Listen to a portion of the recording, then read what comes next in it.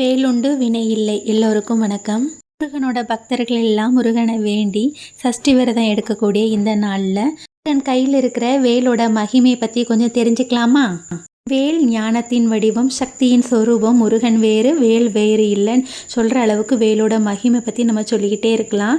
அசுரர்களிடம் இருந்து தேவர்களை காப்பாற்றுறதுக்காக பார்வதி தேவி தன்னோட சக்தியின் சொரூபமாக முருகனுக்கு கொடுத்த வேலு தான் முருகன் கையில் இருக்கிற வேல். இந்த வேலை தான் நாம் வெற்றிவேல், ஞானவேல், வடிவேல், சக்திவேல்னு பல பேர்கள் கொண்டு அழைக்கிறோம்.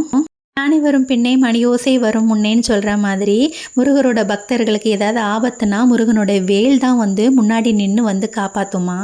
இவ்வளவு சக்தி வாய்ந்த வேலோட மகிமையை தான் அருணகிரிநாதர் வேல் வகுப்பில் 16 பாடல்களாக நம்மளுக்கு கொடுத்துருக்காங்க. இந்த 16 பாடல்களை தான் சச்சிதானந்த சுவாமிகள் ஒரு மந்திர வடிவமாக மாற்றி நம்மளுக்கு முன்னும் பின்ன வர்ற மாதிரி 64 பாடல்களாக வேல்மாறலுங்கிறத நம்மளுக்கு கொடுத்துருக்காங்க. இந்த சஷ்டி நாளில் இந்த வேல்மாறலை படிக்கும் போது முருகனோட முழு அருளையும் நம்ம பெறலாம்.